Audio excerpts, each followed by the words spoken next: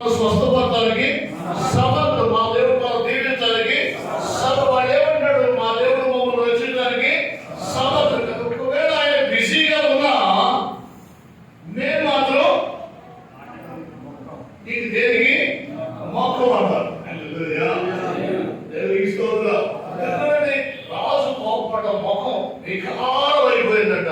ఉన్న గిరిగుండాన్ని 7 అంతలు పెంచారట. వీళ్ళని కట్టేసి తీసుకెళ్తున్నారట. కానీ వీళ్ళు పడేయడానికి ఎన్నోడు చచ్చిపోయారట.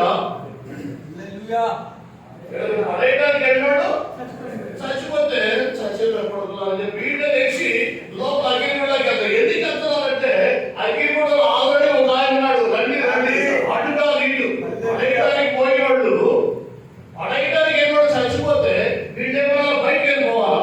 రండి ఎవడు మమ్మల్ని పడేస్తాడు ఆ రాజు వెళ్ళినా మీరు కూడా పోతారు. అంతే కదా. పడేయడానికి పోయిన చచ్చిపోతే